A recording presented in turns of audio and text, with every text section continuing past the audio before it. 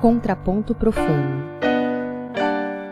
Entoando um canto profano, eu sou William Pedroso, músico e pesquisador. Hoje está aqui comigo um colega de longa data para falar sobre aprender, ensinar música, sobre vários contextos em que a gente se mete aí para conseguir aprender alguma coisa que a gente está visando, ou para ensinar também como a gente divide o nosso repertório com os nossos alunos e com os nossos colegas.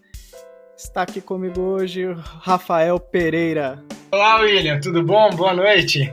Boa noite, Rafa. Conta aí pro pessoal quem é você, de onde que você veio, o que você faz da vida, por favor. Meu nome é Rafael, trabalho como educador, professor na área de música. Atuo também como músico, tocando também na noite em alguns grupos.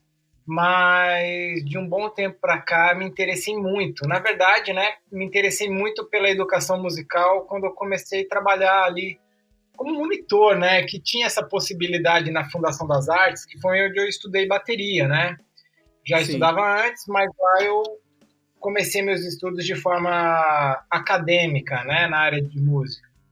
E um certo dia entrou duas pessoas na sala, a Lisbeth, e a Viviane Louro, e oferecendo uma bolsa de estudos para quem quisesse trabalhar como monitor de um trabalho que elas desenvolviam lá, que era um trabalho de educação musical com crianças com deficiência.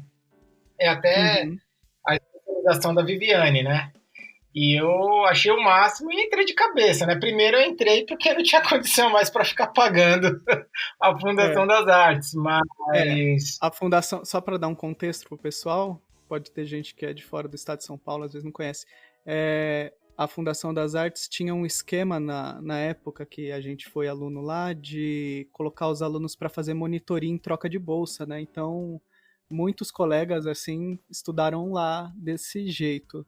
Então, fazia alguma coisa na escola, ou às vezes fazia monitoria de aula e tal, e daí ganhava uma bolsa para poder continuar estudando.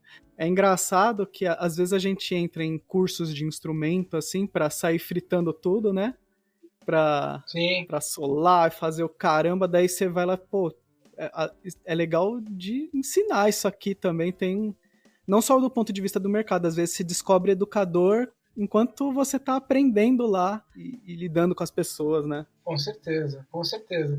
E essa experiência foi muito positiva, Foi, assim, muito enriquecedora, porque ao mesmo tempo que eu estava junto com elas em sala, dando atividade, acompanhando, Elas, eu só ficava com uma, duas crianças com deficiência enquanto ela ministrava a aula com os demais, Era um processo mesmo de inclusão mesmo, E fora dos dias das aulas tinha a questão de produção de material didático, Que um dia na semana eu ficava produzindo esse material e o outro dia eu ficava com elas em sala de atividade, em sala de aula. E eu comecei a ver a música por um outro prisma, assim, sabe? Por um outro caminho, assim, por outras possibilidades, Como você pontuou logo pouco antes. Você estuda música, Quando você entra numa escola de música ou começa na música, você quer ser o popstar, Quer montar uma banda de rock e fazer um show para 1 milhão de pessoas. E você acaba enxergando e vendo, outras possibilidades de trabalho que te enriquece como ser humano, como pessoa, tudo. E você vai abrindo novos horizontes, novos caminhos por meio da pedagogia, que hoje é uma opção muito válida para quem estuda música, além da questão artística, do tocar, mas também a questão do ensinar também é muito prazeroso, Então, são dois caminhos super palpáveis, para quem estuda música, para quem trabalha com música. E comecei lá, Você foi fazer licenciatura depois da fundação? Fui. Porque o que aconteceu? Para variar, como a maior parte da realidade das pessoas do Brasil, assim, você nunca consegue logo de cara trabalhar com o que gosta, Então, eu trabalhava na época com telemarketing, fui operador de telemarketing, trabalhei como coordenação de telemarketing e no meu contraturno eu estudava música, né? Ia para a fundação, ficava em casa estudando, né? Que o estudo não é só na fundação, quando você chega em casa, rola ali a prática do instrumento, estudar solfejo, aquelas coisas tudo que você sabe como é que é. E numa nessas indas e vindas aí, eu recebi uma oportunidade para trabalhar, né? Na ONG, onde eu já trabalhava. Foi uma ONG, por sinal, onde eu estudei, né? A Legião da Boa Vontade, a LBV. Eu estudei lá desde pequeno e trabalhava lá. E aí eu recebi a oportunidade de trabalhar com música lá na Legião da Boa Vontade, nessa ONG. E comecei dando aula, acompanhando os trabalhos que eram realizados por essa ONG na área de música. E eu senti a necessidade de não só saber tocar bateria, mas de entender o processo de educação, o processo de ensinar, né, na área de música. E aí, um certo dia, eu procurando onde eu poderia estudar e com essa dificuldade, né, que a maior parte das faculdades públicas são período integral, e para quem trabalha é muito complicado. Aí surgiu um curso noturno numa faculdade chamada Faculdade Cantareira, né? E aí eu fui procurar saber quem eram os professores, vi que eram professores extraordinários, tudo. Muitos deles até hoje eu tenho contato. Já trabalhei com alguns deles, como uma professora assim que eu sou muito fã. Já apliquei alguns cursos lá, fiz vários cursos lá, Eni Parejo, né? Uma pessoa extraordinária, a gente virou super amigos, super, super, super, super. E aí entrei de cabeça mesmo nesse mundo da educação musical, né? E aí que eu abri meus olhos para uma outra forma de se aprender e de se fazer música, né? Contemplando sempre a questão do humano, a questão da pessoa, né? Do desenvolvimento humano e do poder que a música tem na educação, no processo de desenvolvimento cognitivo, motor, enfim. E aí me apaixonei por essa área e continuei meus estudos de licenciatura, né? Você costuma lecionar para alunos mais ou menos de que faixa etária? Nossa, William, Hoje. que pergunta. Hoje eu trabalho com bebês, trabalho com crianças, trabalho com adolescentes e tive um enorme prazer, já tenho uns 5 anos de trabalhar com idosos, então eu trabalho com todas as faixas etárias, né? Com todos os públicos. E é muito legal, que é uma experiência assim, que a mesma experiência, as mesmas atividades, as mesmas dinâmicas que eu faço com os bebês, eu faço com os idosos. Lógico, mudando a didática, né? E no início, assim, quando eu trabalhava com os idosos, eu ia com uma conversa mais formal, né?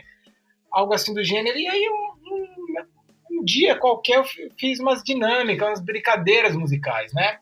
Porque qual que é a ideia do trabalho de música com o idoso? É trabalhar a qualidade de vida do idoso, né? Diferente das crianças, né? De bebê, tudo, que você trabalha o estímulo, né? A questão da audição, da percepção, né? Do tato também, né? Mas eu fiz a mesma atividade com outro foco, com outro intuito, e eu fiquei com medo, né? Eu falei, mas será que eles vão querer brincar, vão querer cantar, vai querer brincar de roda? Nossa senhora, os idosos se apaixonaram. Piraram. Nossa senhora, demais. Minhas turmas de idosos que eu tenho toda segunda-feira de manhã, né? Hoje não mais, por causa da pandemia, né? Só contextualizando aí o momento. Mas as minhas turmas têm 30 e 35 idosos lotadas, assim, sabe? E eles não perdem um dia, pede para a filha trazer, pro neto. Eles dão um jeito, mas eles não perdem a atividade. E aí foi algo que me veio à cabeça. Como que a música traz uma lembrança, né? E uma lembrança saudosista para esses idosos, né? Muitos esquecem de conversas que você teve há uma semana atrás, mas lembram de uma música que marcou um tempo para eles. Tem um tipo de memória que é muito forte, assim, a memória emocional, ela é muito, muito poderosa, assim, e às vezes música toca em memória emocional, sem ser piegas, né? É que é um negócio observável mesmo, né? neurologicamente Sim. é muito, muito forte a memória emocional pra gente. Então, essa coisa de esquecer episódios mesmo e memórias recentes, assim, ou as memórias ficarem meio fragmentadas, isso vai acontecendo durante a vida. Mas quando tem uma carga emocional muito forte, às vezes com música a gente tem muita carga emocional para ativar essa memória de saudosismo mesmo, né? Dessa nostalgia. Sim. E aí eu, na época, quando eu comecei a trabalhar com os outros, estava em licenciatura e me veio muito à cabeça a ideia da pedagogia, né? Um fragmento, né? Da ideia do Suzuki, né? Que é encantar por meio da música, né? E de encontro mesmo, né?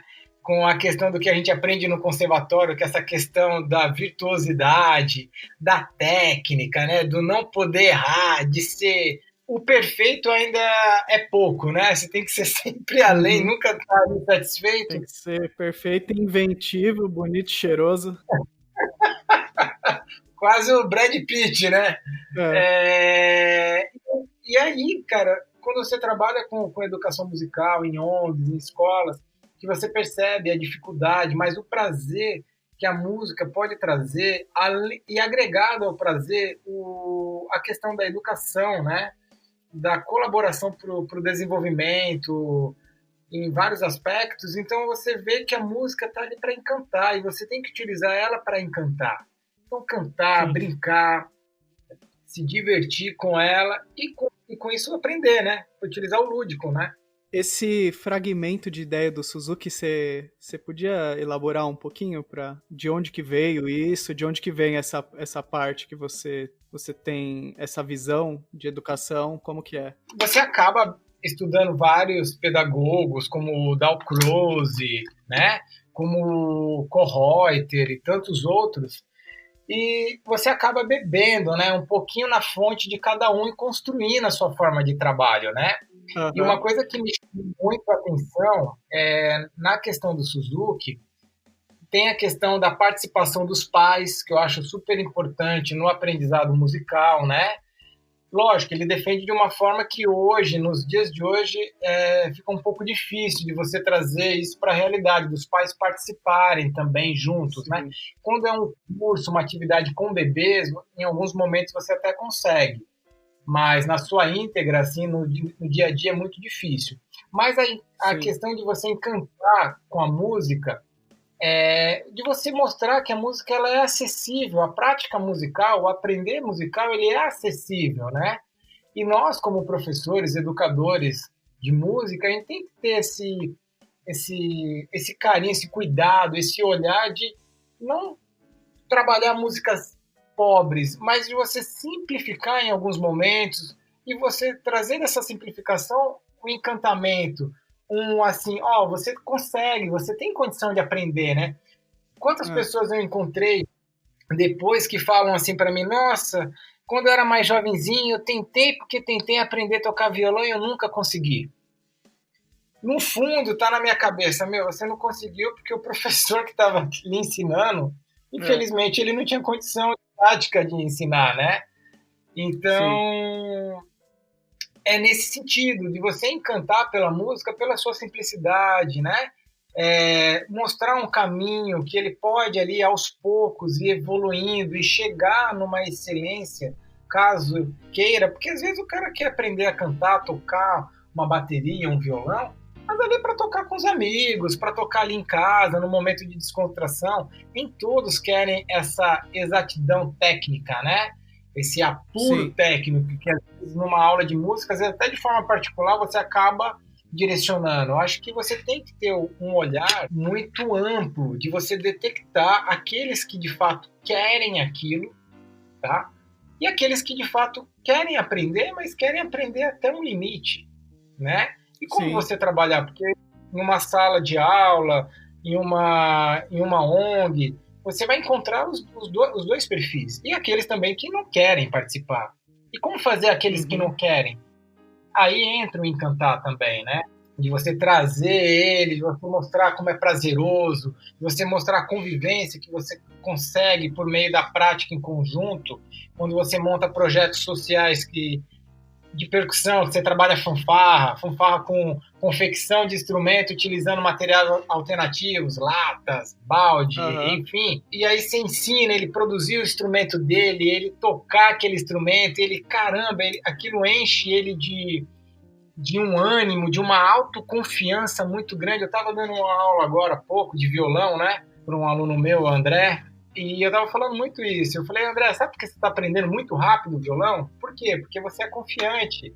Você está acreditando que você consegue. E isso, você acreditar, você trabalhar isso no aluno é fundamental, que ele tem potencial, né?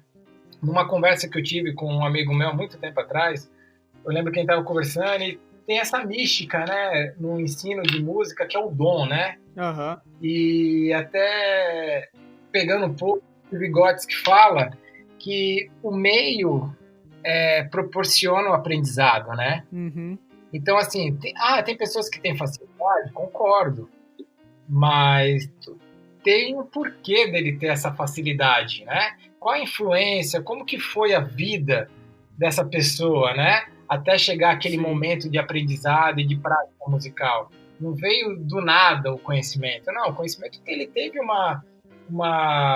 empurrãozinho, ele assistiu alguém tocar, o pai, a mãe dele canta ou toca, o avô, então teve uma influência, né? Então, tudo isso... Até nutrição, cara. Com certeza. Uma vez, fazendo um estudo de caso lá no grupo de pesquisa com coro infanto-juvenil, a gente estava fazendo vários trabalhos com coros infanto-juvenis, né? E às vezes apareciam alunos que tinham muita dificuldade de dicção e quando ia investigar, assim, a alimentação dos alunos, por exemplo, era só de alimentos processadíssimos, assim, então não exigia, por exemplo, esforço de mastigação, e era pra você ver o nível, assim. Então, às vezes não é que o cara não tem como cantar o negócio, o cara não consegue, etc. Tem todo um contexto que às vezes o cara vem de uma carência que é gigante, cara. Daí não é um raio da natureza que cai no sujeito lá e ele canta tudo. Pô, é o que você tava falando. O cara ouve pai cantar, ouve mãe cantar. O cara tem acesso a alimentação, a um contexto adequado de criação dele, né? Que ele pode viver com liberdade de cantar em casa também, né? Sim. E isso cada vez mais ficou mais claro quando, por exemplo, eu tive depois que eu saí da faculdade, terminei, uma amiga minha, que também é educadora, a Raquel, e aí a gente montou uma escolinha, tudo, né, bem simples, lá na casa dela. Depois eu passei da aula aqui em casa também, montei meu ateliê, e eu percebi que o nosso público lá da escola é um público, assim, que as crianças têm uma família estruturada, né, tem pai, tem mãe, tem avós, né. Tem os problemas que toda família tem, né? Uma família que não tem problema não existe, né? Tal família doriana, né? Mas, assim, desde sempre, desde pequeno, o cara se alimenta bem, né? O cara dorme numa cama confortável, né? Ele não tá ali vendendo o almoço para comer a janta, né? Tem tempo de estudar, tem todo um subsídio ali. Você vê que o nível de aprendizado de um cara desse, nossa senhora, é absurdo. Pode brincar, né? Brincar, laboratório, assim. Tem criança que não pode brincar, né? Com certeza que nem o cara, algumas crianças, como tem um aluno meu, Rafael, de violão, nossa, ele tá tocando super bem, logo mais eu tenho que passar ele para outro professor, porque ele tá, tecnicamente, tá me superando. Tá fritando já. E você vê que tem muito a ver com isso. E em contrapartida, em muitos momentos, assim, na ONG, em alguns trabalhos que eu já fiz, você vê que aquela criança, não que, assim, que fique bem claro, todo mundo tem condição e capacidade de aprender, tá? Mas, assim, o meio influencia drasticamente. Você pega uma criança que vive numa situação de vulnerabilidade social, criada, às vezes, pela avó, porque a mãe é usuária de droga, o pai é preso, a irmã morreu, não tem alimentação na quantidade, na qualidade, para um desenvolvimento Com certeza, é uma criança que vai encontrar mais dificuldade, não só no aprendizado musical, mas no aprendizado como um todo, de qualquer área do conhecimento que essa criança venha a ter contato, né? Por isso, quando você se torna músico e professor, eu penso que você também tem que se tornar um cara mais politizado também, né? Porque entender esses pontos, entender essas dificuldades, essas limitações, essas diferenças, isso lhe dá muitos caminhos e possibilidades de como trabalhar, né? Por exemplo, tem exercícios que eu faço dependendo do público, eu demoro um pouco mais, mas eu crio estratégias para aquela criança absorver melhor aquele conhecimento, entender, internalizar melhor, né? Encontro outras, eu percebo que tem um pouco mais de desenvolvimento pelo seu histórico, você consegue ir por um outro caminho. Então, o professor por isso você tem que estar constantemente estudando. Sim. Fazendo aula, estudando. Voltando um pouquinho num ponto que você tinha tocado que é muito interessante, assim, de você pensar certos conhecimentos e certas técnicas de vários pedagogos, né? Então você pega o Dalcroze, você pega o Suzuki, por exemplo, no canto, a gente podia misturar esses aí com o Richard Miller, tem várias estratégias, né? E daí... Vale, né? Sim, tem vários, né? Vários. Só que você vê que nenhum deles, por exemplo, tá no contexto aqui do Brasil, né? Com certeza. Então, você acha que esse sanduíche que a gente faz, né, com todas essas pedagogias diferentes, você acha que isso aí é essencial pra gente lidar com o contexto brasileiro? Porque eu com os meus alunos, assim, às vezes, para cada aluno você tem que mudar muito a proporção, como você vai usar as abordagens, assim, para você conseguir imergir o cara no repertório que ele quer tocar. Com certeza. Por exemplo, você vai dar aula para um cara de periferia mesmo, você tem que estar no contexto do cara e você usar o seu conhecimento de pedagogia de um jeito que seja funcional para aquele cara, e você está num contexto de, por exemplo, aula para pré-vestibular de música, é outra parada. Podem ser até técnicas similares, mas é aplicado em um contexto diferente. E às vezes eu sinto que isso é um pouco parecido com o jeito da gente fazer música no Brasil também, né?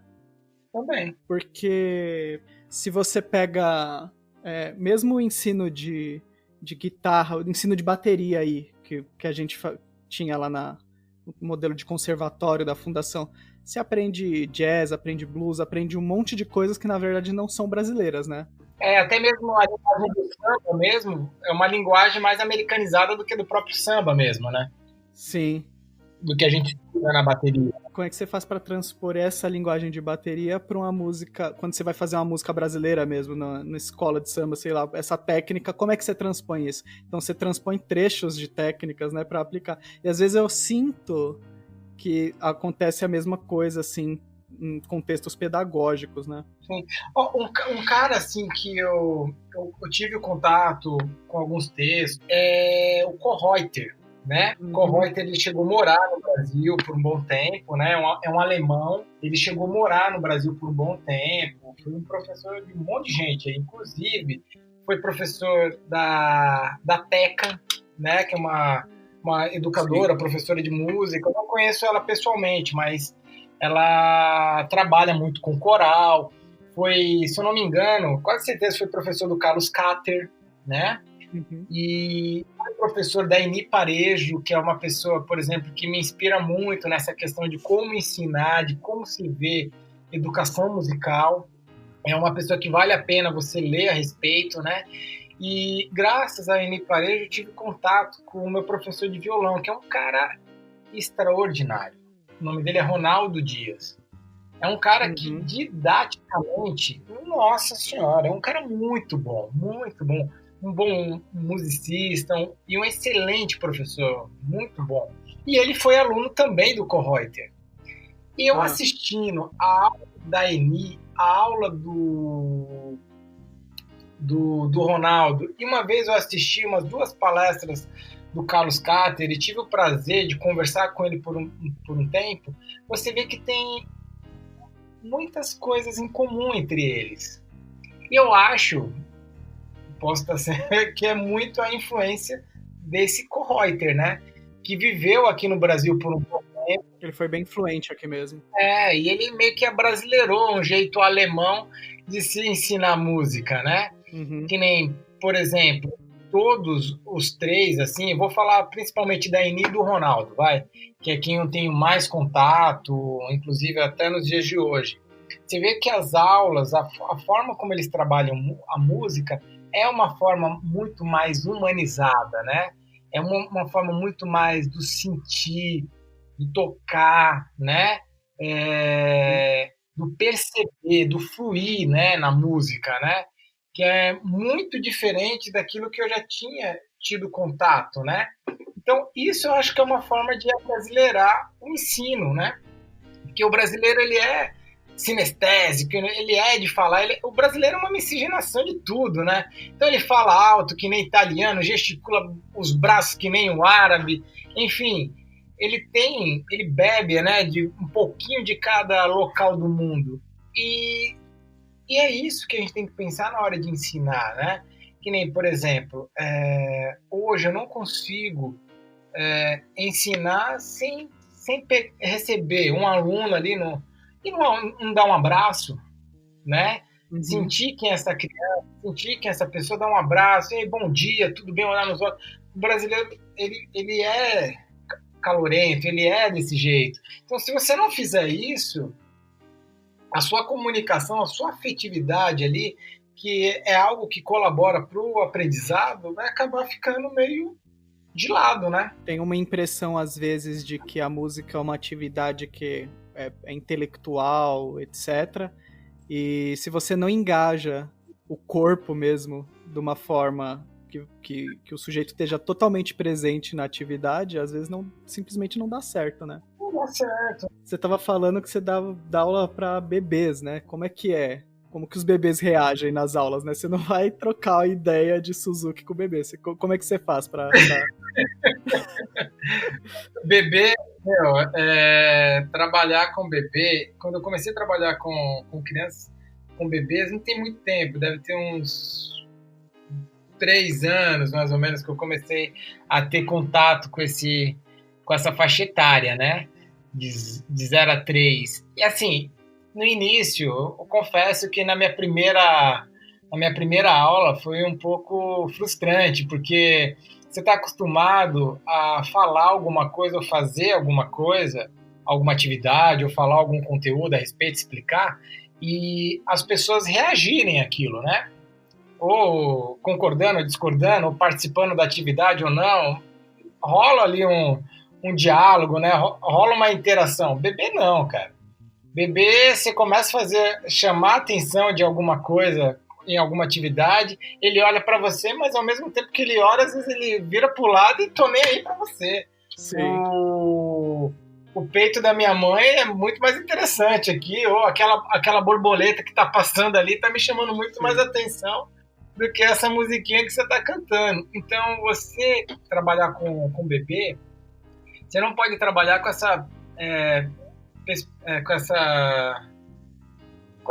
esse anseio de que ela vai ficar ali vidrada em você. O trabalho é totalmente outro, né? A ideia de estimular tudo. Você faz uma brincadeira, brinca ali com um grupo, faz uma dinâmica, mostra um brinquedo, canta, mas você sabe que a qualquer momento ele vai sair.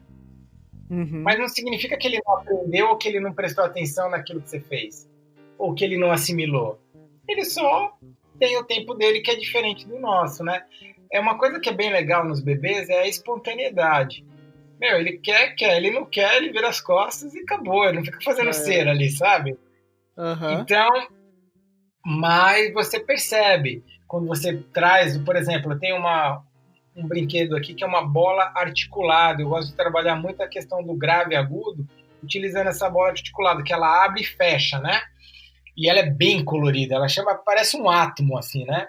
E você abre aquilo ali, as crianças ficam vidradas, meu Deus, que negócio legal, mas ela fica vidrada ali 5 minutos. Porque a relação de tempo da criança é outra, né? Para a criança, 5 minutos é uma eternidade. Para um adulto, nem sente, né? Quantas vezes eu dou atividade para grupo de adultos, Então, gente, obrigado por hoje. Ué, mas como assim? Você já está se despedindo? Ah, gente, já passou 1 hora já. Nossa, que rápido. A noção de Aham. tempo é outra, né? Por isso, eu não vejo a possibilidade de uma pessoa ensinar música. Essa pessoa que ensina música, trabalha com música, ela tem que dar uma lidinha ali num Paulo Freire, né? Pegar ali, trabalhando com ONG, tem que pegar ali o Pedagogia do Oprimido, dar uma lidinha, entender um pouco. Eu acho que faz bem, né? Tem outros, né? Que a gente poderia aqui ficar citando, mas assim, Paulo Freire, nossa, é sensacional. Então, assim, ele é da área da música? Não, não é. Mas é um cara que todo mundo que trabalha com educação, sendo brasileiro, deveria ler um pouco a respeito de quem é Paulo Freire, né? Entender Aham. um pouco mais. Ou como, por exemplo, Rubem Alves, é um outro. Eu estudei um pouco mais assim o Paulo Freire. Então você tem que beber um pouco dessas fontes assim que vai colaborar para um olhar mais crítico e mais assertivo na hora de trabalhar com qualquer público que você for lidar, com certeza. É que nem, a gente É. fala de ONG. Não tem que trabalhar com música sendo que a criança está morrendo de fome. Aham. Não dá. Como também você entender a realidade daquela criança que já chegou com o café da manhã tomado, já com o cabelinho molhadinho porque tomou banho, se trocou. Não, é outra realidade. Você entender tudo isso, saber se encaixar, se entrosar nesse meio de campo com essas diferenças, que de manhã você trabalha numa ONG, à noite você trabalha numa escola particular. Então, isso são realidades que quem trabalha com educação tem que saber enxergar e lidar muito bem com isso, né, William? Pelo menos ao Sim, meu ver, né? sim. Eu concordo com isso aí. Eu acho que muitas vezes o educador, ele é mais útil ele tendo uma virtuosidade no sentido de articular vários pensadores desse jeito que você está falando, né? Mesmo que não sejam da área da música, do que ele ter essa virtuosidade esportiva que a gente é ensinado em faculdade, né? Então, nem sempre o cara que é um bacharel, que é de qualquer instrumento que seja, ele vai conseguir lidar com os contextos dos alunos, porque ele gastou toda a energia dele, às vezes, de formação para tocar um repertório que às vezes nem é nosso, nem é brasileiro e tal. E daí quando ele chega numa situação que o único emprego, às vezes, que o cara vai ter é dar aula para um pessoal de um contexto que ele é incapaz de abordar, que ele não consegue. Às vezes o cara não consegue nem entender Sim, como que a criança funciona, a cabeça de uma criança com fome, entendeu? O cara não consegue vislumbrar isso, mano. E daí é difícil dele conseguir ensinar alguma música independente do quanto que ele toque, né? com certeza. E eu acho que nesse ponto, William, existe uma falha na formação dos professores de música. Em que sentido? Eu acredito que a formação musical no âmbito acadêmico devia ser assim. O cara pode se especializar num instrumento. Não vejo nenhum problema nisso. Mas, assim, a gente sabe que a realidade do mercado, dificilmente essa pessoa vai viver a vida só tocando. Vai chegar o momento que ele vai ter que lecionar, né? E eu acho que deveria ter uma extensãozinha ali e o cara estudar licenciatura nessa extensão. Eu acho que Sim. deveria dar essa oportunidade, ou se dá essa oportunidade, devia ser algo que deveria ser mais incentivado para que os alunos continuassem. Como o curso de licenciatura, por exemplo, em alguns casos, alguns colegas meus, eles têm uma ótima visão didática, mas não têm condição técnica de se ensinar, entende? Uhum. Por exemplo, como eu passei muitos anos da minha vida atrás de uma bateria ou atrás de caixa, de surdo, de fanfarra, eu não exercitei muito essa questão do cantar. Não, é uma falha da minha formação como músico que eu estou sanando ela. Por isso eu estudo, solfejo todo dia, toco meu violão cantando as escalinhas todo santo dia para eu me desenvolver nisso, né? Então, o que acontece? O cara, às vezes, de licenciatura, vai trabalhar, ele sai ali formado, tal, com diplominha debaixo do braço, e uma das matérias da faculdade é canto coral. E o cara, eu já saí preparado para cantar, beleza. Aí você vai lá dar um acorde, o cara não acerta a nota. Aí, em contrapartida, você pega um cara que é bacharel, que acerta todas as notas do piano em qualquer oitava, mas não tem a didática de ensinar. Então, Sim. teria que ter uma formação que abrangesse essas duas pontas, né? Equilibrasse isso aí, né? Com certeza, dessa essa visão que a pessoa precisa ter, né? Como professor, como educador, e a profissão e a visão do músico, né? Do artista, né? Quando está se apresentando. Eu acho que a nossa formação ou tende para um ou tende para outro. Então o cara sempre fica meio capenga. E se a pessoa não tiver muito interesse ou pessoas assim, amigas, vamos dizer assim, amigas, né? Que dê dicas para eles, ele vai acabar sempre patinando e sempre com o discurso que viver de arte e música é impossível no país. É muito difícil, porque o nosso país, infelizmente, não se incentiva, não se estimula, né? Se viver com isso, né? Não é à toa que eu já tive situações, por exemplo, com namoradinhas que às vezes os pais perguntavam: você faz o quê? Ah, eu sou músico. Ah, mas você trabalha do quê? Sabe? Aí você engole seco para não mandar o cara para aquele lugar, porque, pô, você tá ali conhecer, entrando ali na família agora, você já não quer causar uma má impressão, né?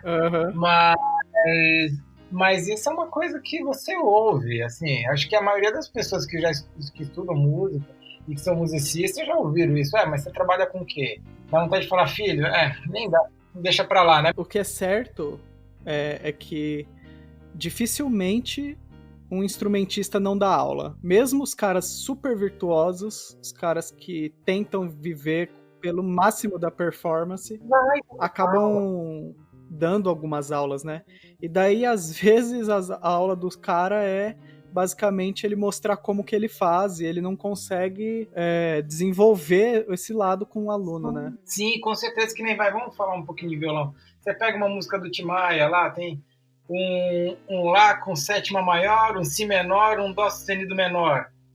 Você não vai conseguir ensinar isso para um cara que está aprendendo a tocar violão, um cara fazer pestana já na primeira aula. Mas você simplificar, ao invés de usar o Si menor, usa o relativo, que é o Ré. É mais simples, você não está empobrecendo a música, você só está colaborando para aquela pessoa que quer tocar aquela música, que quer aprender o violão, ter mais acesso. Que nem, por exemplo, muitos alunos chegam para mim: Rafael, vamos tocar bateria? Bora tocar. Você tem bateria em casa? Não. Você tem como comprar? Não. Ué, como você vai? Aí você pensa, como esse cara vai estudar bateria? Não vai, né?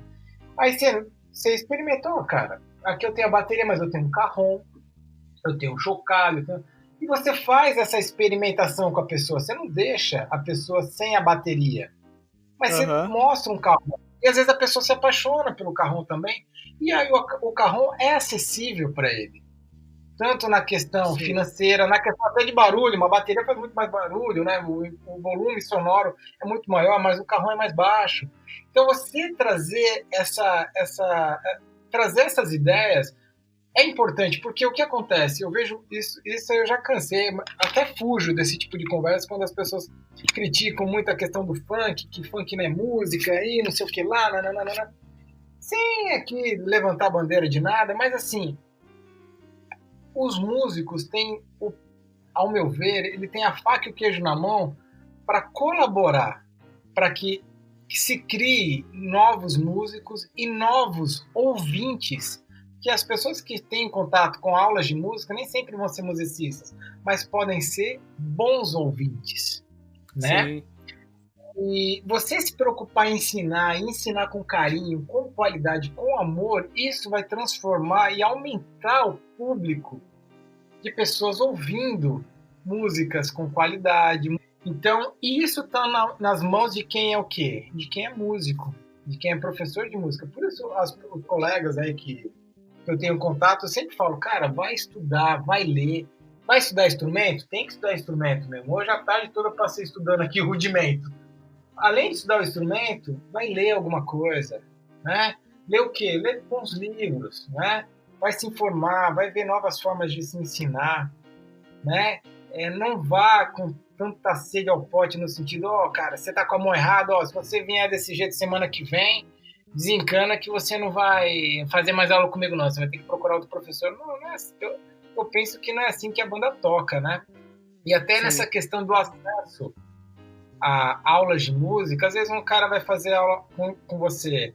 Eu sei que é seu ganha-pão e que você vive disso, mas não dá para você cobrar, por exemplo, R$ 200 a aula, ou seja, vai dar R$ 800 por mês. Quem vai pagar um negócio desse, cara? Não tem condição. Às vezes você vê que a pessoa quer estudar, mas às vezes a pessoa não tem condição de pagar. Faz um preço mais em conta. A gente também tem que plantar alguma coisa agora para poder colher no futuro. Colher o quê? Bons ouvintes, pessoas que valorizem a arte, né? Porque se hoje tem muitas pessoas que não valorizam a arte, é culpa também de quem faz um pouco, de não dar, não viabilizar o caminho do cara entender o que você está fazendo, né? Acho que...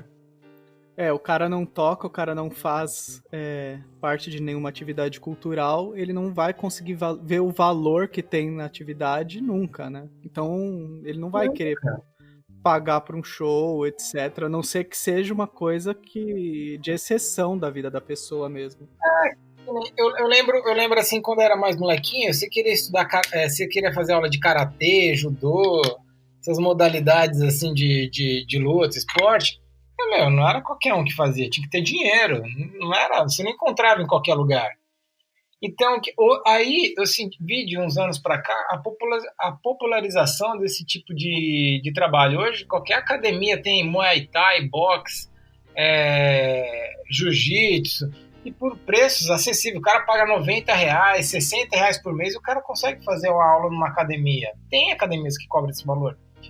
Você vê que essa pessoa que faz luta, ele já enxerga o esporte de outra forma. Uhum. Então, se a gente disponibilizasse o contato, o acesso para a música de uma forma mais fácil e mais acessível, essas pessoas com certeza enxergariam a arte e o fazer musical e a música com outros olhos, de uma forma muito mais valorizada, de uma forma muito mais enriquecedora, né? Então, eu penso que esse seria um dos caminhos que nós precisávamos modelar um pouco mais na educação musical, esse acesso, né? Que a gente já tem a dificuldade dos instrumentos serem super caros, né? O cara vai comprar um par de baqueta hoje da marca que eu gosto aí, que é uma marca americana, Vickford, você vai pagar R$170. Pô, quem tem condição nos virtuais de pagar R$170 num par de baqueta? Não tem condição. Aí você vai comprar um de R$20, uma baqueta pesa... No mesmo par, uma baqueta pesa 10 quilos, a outra pesa 30 gramas, tipo, toda desequilibrada. Você compra uma corda de violão a R$22, a corda não afina nem com reza, nem né? O violão, você paga R$300, quase um papelão, não é nem madeira aquilo, não sei como os caras conseguem fazer. Então, já existe todas essas dificuldades. Eu acho que tem que partir da gente, como educador, como músico, colaborar, né? Viabilizar um pouco o acesso, né, para as pessoas, não só com condição financeira, mas com pouca condição ou com nenhuma condição, né? Eu acho que é uma visão social, uma visão política que a gente deve ter. Você tinha um projeto, Rafa, de fazer alguns instrumentos com material reciclado? Sim, eu fiz vários, assim. Eu tive o prazer de conhecer o Fernando Sardo. É um cara, se eu não me engano, ele mora ali no ABC, e eu tive contato com ele, fiz um curso com ele, depois tive um contato com ele. Pequeno assim, né? Fiz o curso de uns 4, 5 dias, depois eu tive umas trocas aí de conversas, de e-mail e tal, e me veio várias ideias. Eu coloquei algumas em prática, né? Nesses 9 anos que eu trabalho nessa ONG, por exemplo. A gente montou diversas fanfarras, e orquestrinhas assim, né, de flauta, criados com materiais alternativos, né? Foi uma forma que no momento a gente pôde encontrar de se fazer música, né? Sempre o dinheiro em ONG, em escolas públicas é sempre muito escasso, ainda mais para comprar instrumento. Então, como fazer música sem instrumento? Tem como? Tem, né? Usar a voz, percussão corporal, mas falta ali um atrativo, né? Que é que nem aula de educação física. Meu, os caras querem jogar bola, querem pular, querem fazer coisas, né? Não quer. Ficar jogando futebol sem bola é embaçado. Tipo isso. Então, foi uma maneira que a gente encontrou de produzir, de se criar, de fazer práticas musicais coletivas, né? De trabalhar a convivência. Foi confeccionando instrumentos e, meu, deu super certo. Teve um instrumento que eu aprendi, eu chamo ele de caixorex. O que seria esse instrumento? Madeira, como se fosse aquelas de caixa de feira, sabe? Aqueles caixas de feirante que eles carregam as frutas. Aquela madeira, como se chama? Tipo palha, né? E você faz um quadrado com aquilo ali, um quadradinho, e você cola tudo. Dependendo da espessura da madeira, dá até para você colocar um preguinho ou um parafuso. Cola bonitinho, secou, enrola aquilo com durex. Durex daquelas de caixa de papelão, aquelas mais larguinhas. Cara, sai um tambor, putz, um som, cara, extraordinário. Nossa, eu fiz centenas desse, eu perdi a conta. E flautas, doce, nossa, a gente já fez muitas coisas, né? Tive muitos, não só colegas, né? Amigos mesmo de profissão, e nós fizemos muitas coisas juntos, utilizando essa ideia do material reciclado. E isso possibilitou em muitos momentos que pessoas patrocinassem, né, com instrumentos de verdade mesmo, fabricados, porque viram que estava acontecendo um trabalho, né, que, calma aí, tem alguma coisa acontecendo, vamos incentivar. Então, eu acho que uma coisa vai levando a outra, né, acho que quem não arrisca, não petisca, né, se não tem instrumento, faz com o corpo, não tem o corpo, faz com lata, se não tiver lata, faz com... vai fazendo aí com que dá, e você vai... É uma forma também até criativa, que o brasileiro é muito isso, né? O brasileiro, ele dá jeito para tudo, né? Então, por que não dar um jeito no instrumento confeccionando alguma coisa, né? Então, foi um caminho que eu percorri também. Consistência acaba trazendo caminhos, né? Consistência e o contato com coisa é mais importante do que você virar a cara e simplesmente não fazer, né? Infelizmente, assim, eu já encontrei muitos colegas assim, não trabalho. Se não me der condição, não tiver instrumento, assim, não dou aula. Putz, eu já entrei em salas e já comecei trabalhos onde a única coisa musical que tinha era o corpo e a voz. E como fazer música?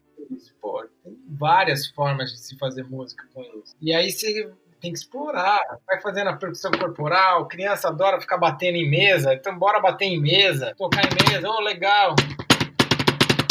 Né, tirar um som na mesa, vamos tirar um som na parede. Vai inventando. Gente, olha, peguei um chocalhinho, vou colocar um pouquinho de terra. Professora, eu vi um vídeo que o pessoal usa milho. Aí eu já acho contra. Não. Por quê? Você está aproveitando um material que você ia jogar fora, aí você vai pegar o milho que você ia comer, o arroz, ou você ia fazer um instrumento? Não, você já tem que trabalhar a consciência do cara, para o cara não desperdiçar o alimento, né? Já que você está aproveitando o material que ia para o lixo, então também não joga no lixo o material que poderia ir para sua boca, né? Então você já trabalha e também. Então você já utiliza outras conversas. Com certeza, a música ela é uma ferramenta de educação.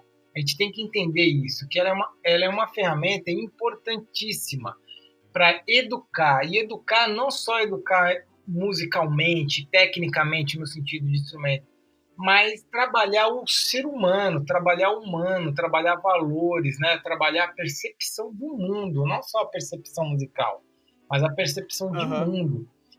Então, a gente tem que utilizar a ferramenta para que nós tenhamos uma sociedade muito menos alienada, né? Muito menos à mercê de pessoas que ficam no governo com nenhum interesse do que se passa ou do que se está vivendo a população, por exemplo, né?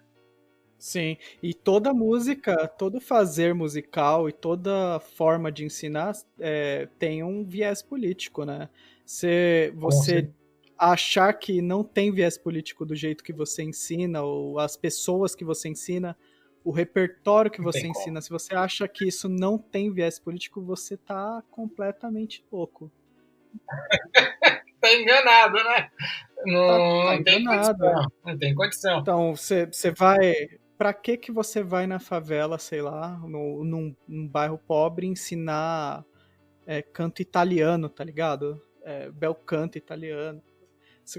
Pode acontecer de você conseguir puxar alunos que tenham interesse em algum momento, mas você tem que partir do material que tá lá. Eu penso assim, pelo menos. E daí achar caminhos de negociar, né?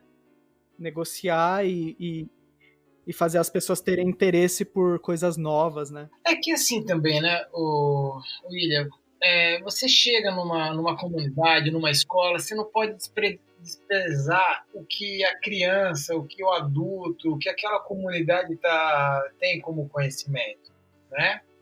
E eu dou sempre um exemplo do jazz para mim, na minha vida. A primeira vez que eu fui ouvir jazz, eu não lembro o nome do disco, mas eu lembro que era um disco do N. Shotter. E a primeira vez que me colocaram para eu ouvir jazz, que foi N. Shotter, eu ouvi aquilo e falei, meu, que coisa chata, velho, não tô entendendo nada, meu Deus do céu. Que coisa horrível, é isso que o pessoal fala que é música boa, que é jazz. Nossa, que negócio. Puta, não entendia nada, cara. Mas sabe o que é nada? Falei, meu Deus do céu, o que esses caras estão fazendo, cara? Sai fora.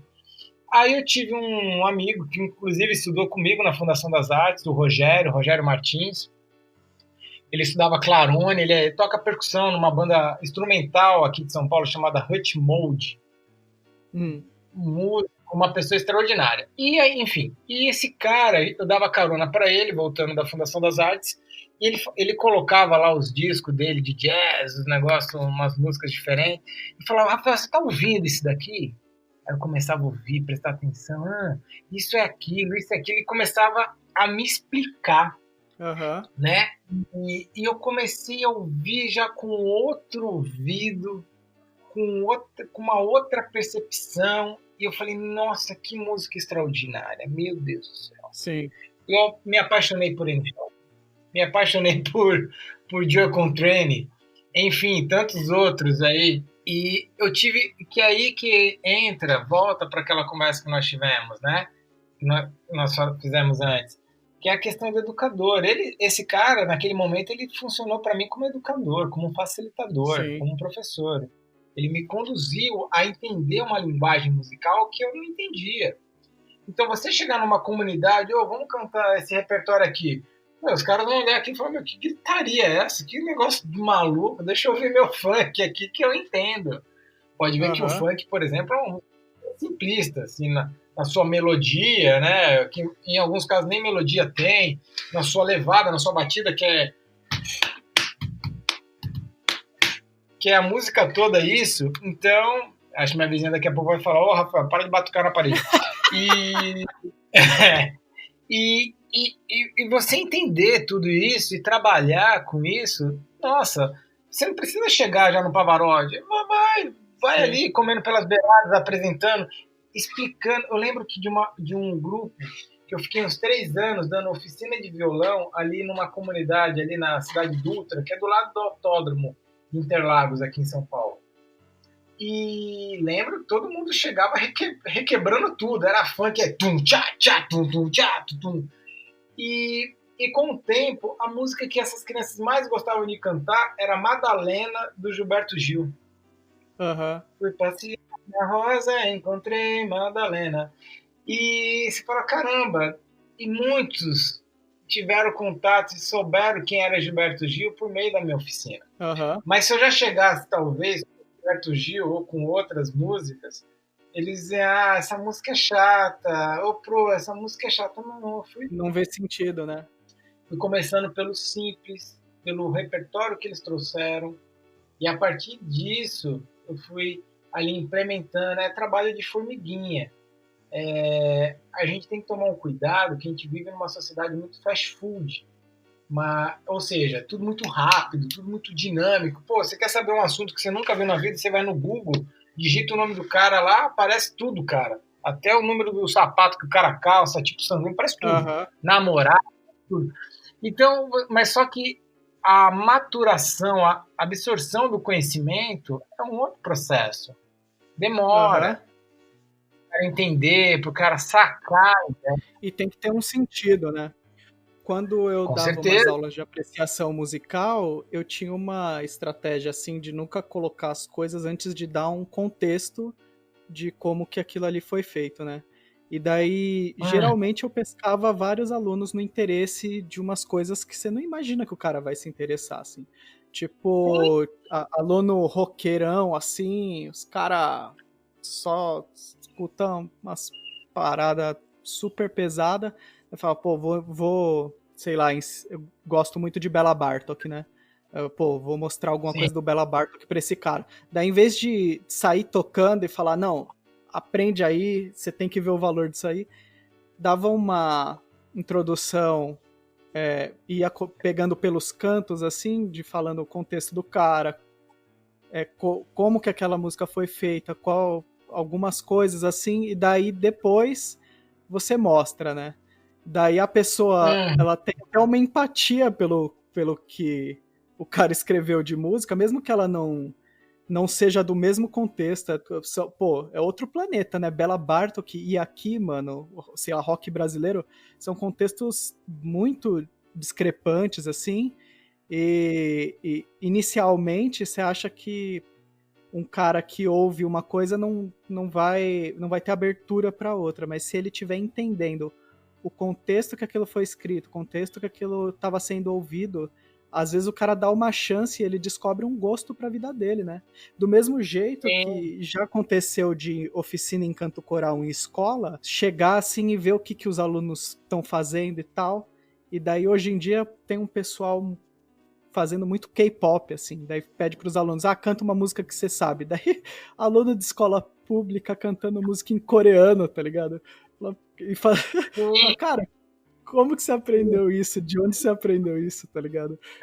E daí você é apresentado para um repertório que você não imaginava que você ia tomar na cara, e às vezes acontecem umas coisas super interessantes no repertório que o aluno tá te trazendo. Mano. E isso que você falou é super interessante, porque é uma quebra, né, de paradigma, né?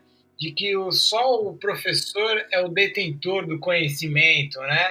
É o detentor da sabedoria, né? Ele que vai trazer para aquele ser sem luz o conhecimento que vai salvar a vida dele. Muito pelo contrário, né? Você aprende muito mais ensinando do que às vezes ali em sala de aula, você como aluno, né? Uhum. Quantas sacadas extraordinárias assim durante uma aula, alguém pontuou, falou, algum aluno meu pontuou, falou, esse daqui, isso aqui. Eu falei, caraca, bicho, eu toco isso há 200 anos, nunca tive essa ideia. Esse cara Sim. teve. Então, você sempre tem que ir com o pé atrás. Eu tive um professor de bateria chamado Mestre Tatão, um excelente músico. Acabou, assim, hoje não dá mais aula, terminou a vida assim numa situação muito ruim, assim, né? Financeira, né? Mas assim, tocou com Deus e o Mundo, tocou com Milton Nascimento, tocou, meu, se eu começar a falar a lista das pessoas com que ele tocou aqui, a gente fica mais 1 hora. E desculpa. E assim, ele falava sempre isso, que assim, quando você acha que sabe muito uma coisa, você para, dá uns 3 passos para trás, respira fundo, é ali que você tá. Então, você com esse ar de humildade para as aulas, sabendo que você vai trazer, vai levar ali, vai colaborar, vai viabilizar o acesso a um conhecimento, mas sabendo que você pode se deparar com um aluno que sabe muito bem sobre aquele assunto, que já teve contato e que talvez tem sacadas extraordinárias por meio daquela conversa ou daquele aprendizado que você vai propor. Você tem que estar muito aberto a esse tipo de diálogo e super compreensível que isso vai acontecer e vai acontecer inúmeras vezes. É que nem, por exemplo, eu vejo muito em planejamento de alguns colegas, amigos, não, vou trabalhar música para ela gerar o prazer, isso que eu falo, eu parto pelo princípio assim, eu gosto muito de filé parmegiana. tem gente que Aham. detesta. Então, a música, para cada ouvido, ela tem um significado, ela tem um sentido. Então, não vai com essa de prazer, não. Vai com o intuito de querer proporcionar um ensino, um aprendizado. E aí, o prazer, a degustação, a fruição de tudo isso, aí vai depender de como vai ser trabalhado, né? Sim, às vezes o aluno tem uma intuição também que você não espera, né? Você não consegue prever, vai numa direção muito longe, assim. Acontece direto, né? É a parada, às vezes, diária, assim. Só que eu lembro de uma situação, logo no começo, quando eu comecei a dar aula, assim, bem novo, né? E daí uma menininha, eu tava ensinando ela a fazer os alongamentos e tal, e daí, às vezes, criança não gosta, né? Não tem paciência pra fazer o alongamento e tal. Só que é importante já criar um hábito. Eu falava, não, faz assim, assim, assado. Daí uma das aluninhas, eu lembro que fez assim, nossa, a minha gatinha faz isso todo dia, né? Daí é isso mesmo, o gato faz isso. Daí a menina, o que a menina me ensinou? De ter a sacada de oferecer já pro aluno, meio que desse jeito, você tem gatinho? Você tem cachorro? Ah, tenho. Ah, o que seu cachorro faz? Tal, dá aquela espreguiçada, então vamos fazer. Daí você já ganha o aluno, né? Meu. Essa é a malandragem que tem que ter ao dar aula, né? E é legal que a gente fala malandragem do dar aula, que é a malandragem também de quando você toca na noite, né? Você tá ali tocando na noite, ali mandando um repertório X, me chega um cara, nossa, vocês tocam demais, manda música tal. Aí você, puta merda, música tal, como que eu vou fazer essa música? Sei lá, no meio do tempo ali, papum, papá, e manda a música pro cara, o cara, puta, ganhou mais um cliente para você, que é o famoso jeito malandro de se tocar na noite, né? A noite ensina muito, né? Essa arte do improvisar, né? Uhum. E a gente, como músico, tem que estar, preparado para tudo, né? Você vai tocar um rock and roll no lugar, você tá vendo que tá agradando nada. Você vai continuar mandando aquele rock and roll por quê? Manda ali um sambinha, manda um pop, manda uma outra coisa, pô, agradou, legal. Você tem que ter essas cartas na manga e o educador, ao ministrar aí uma oficina, uma aula, ele faz um planejamento com 5 atividades, contemplando cada uma em 10 minutos. Legal, deu 50. Cara, prepara umas 10. Vai a mais. É melhor errar pelo excesso do que pela omissão. Então vai a mais, porque você sempre pode ter um imprevisto, pode, às vezes, com aquele grupo você fluiu tão bem que você fez as 5. Tem grupo que você só vai conseguir 4. Tem grupo que não vai se interessar tanto, que você vai puxar uma, puxa outra, porque quando você vai ver, você usou as 10 atividades. Ou seja, então você sempre tem que ir com uma carta na manga e ter esses insights, né? Do tipo, que nem essa sua aluna falou um negócio do gatinho, você já pegou esse gancho. Pegou esse gancho, acabou. Toda vez que você vai trabalhar com esse público, você já utiliza o gancho. É que nem você vai fazer palma, eu vou fazer boca do jacaré, aí abre aquele bração e já começa a rir, já fica um negócio mais descontraído. O educador de música, não só educador de música, vamos ser sinceros, qualquer professor, eu acho, independente da área do conhecimento, tem que ter essa sacada, esse feeling, né, de perceber, puta, é aí que nem, por exemplo, eu lembro uma vez que eu estava trabalhando uma música, eu não sei por que eu falei do Tim Maia, cara, e as crianças fizeram um nariz, assim, né, torceu o nariz, assim, eu falei, você conhece aquela música, O Homem da Estrada Recomeça? Conhece Racionais MC? Então, você sabia que essa música ele tirou de uma música chamada Ela Partiu? É, do Tim Maia, que ele canta. Ela partiu, partiu e nunca mais voltou. Ele pegou daí. É mesmo? Uhum. Tim Maia já passou a ser Deus, entendeu? E continuaram gostando do MC. Ou seja, percebido o gancho já pum, pum, acabou. Então, você tem que estar esperto, né, com isso, e sabendo que, às vezes, aquilo que você planejou pode muito bem ir pro beleléu e tomar um outro caminho, né? Não estou esperando o fato de ter um planejamento, mas você tem que saber que, às vezes, vai rolar uns improvisos ali, no meio tempo ali. O samba vai rolar, o samba do crioulo doido vai dançar ali uma hora, então você tem que estar bem ligado e bem de ouvidos e olhos bem abertos ali com a criançada, com os adultos, dependendo da faixa etária aí que você for trabalhar. Disposto a entrar no mundo do seu aluno, né? Tá disposto a Com compartilhar certeza. o mundo com o seu aluno ali. E não num sentido só de meio entertainer, né? De aquele cara que vai lá e dá um entretenimento, Não. dá o show dele, a aula dele é o show, e daí saiu dali, na verdade, os alunos não vão conseguir fazer pontos, né? É justamente você chegar ali e conseguir costurar o que os alunos podem aprender com você, o que você pode fazer com eles, né? É bem complicado, é bem difícil, exige muito tato, né? E você tem que ter bem essa sacada de que, por exemplo, você, em cima de um palco, em uma apresentação, você é um artista, cara. Você é um artista. Então, vá com a roupa mais extravagante. Se quiser. Eu não tenho mais cabelo, mas se quiser fazer um visu na barba, você faz. Enfim. Você é o artista, cara. Você faz o que você quiser. Você é o foco. Você é ali o centro das atenções. Ele é você. Agora, quando você está em uma sala de aula, o foco tem que ser o aprendizado. O foco tem que ser ali o desenvolvimento daquele aluno, né?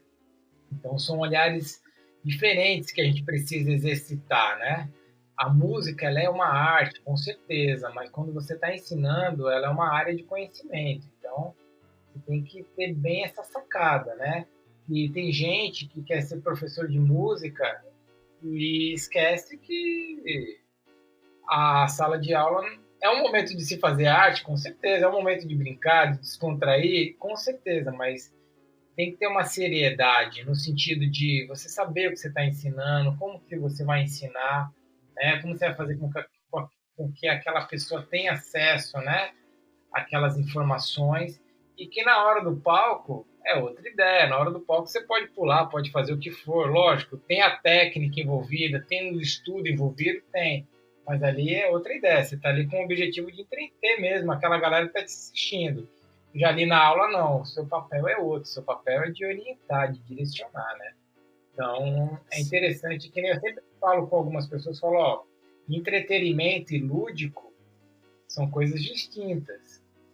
Às vezes é uma linha muito tênue que separa um do outro. Quer dizer, você faz uma brincadeira, uma dinâmica, e é um entretenimento. Você está ali brincando só. É tipo salão de festa de aniversário de criança, sabe? Mas aí você pega uma brincadeira daquela, mas com foco em desenvolver alguma coisa com aquilo, aí já não, já deixa de ser entretenimento e passa a ser lúdico, né? Tem um objetivo pedagógico ali, né? Nas entrelinhas. Então, tem que saber o que é o que, né? Você não vai tocar em festa árabe samba e nem você vai dançar frevo numa roda de rock, né? Então você tem que saber onde você está, se situar bem e criar o mapa de tudo isso daí, né? Então acho que é por aí que tem que se pensar. Por isso a formação musical de uma forma mais ampla, que é o que a gente falou uns minutos atrás, formando o cara para ser músico e para ser um professor eu acho que seria mais interessante, né? Colaboraria demais assim, para as pessoas que estudam acadêmica música, né? Concordo. Então, é isso, Rafa. Deixa aí pra galera te achar nas redes sociais ou em canais que você mantém aí, que você queira passar, por favor. Tem o Facebook e o Instagram, né, que se digitar Rafael Pereira da Silva, é o primeiro que passa lá. Vou repetir, Rafael Pereira da Silva. É o primeiro que aparece, sempre tem uma foto minha tocando, é inevitável. Tanto no Facebook e no Instagram, é o meu perfil. E se quiser mandar algum e-mail, é o rafabiro@hotmail.com. Rafa, R-A-F-A, Biro, B-I-R-O, @hotmail.com. Então é isso aí. Se você quiser entrar em contato com o Contraponto Profano, é só ir no Instagram do Contraponto Profano, ou mandar um e-mail em contrapontoprofano@gmail.com ou me procurar lá nas plataformas de redes sociais como will.pedroso. E aqui nós chegamos a mais uma barra dupla.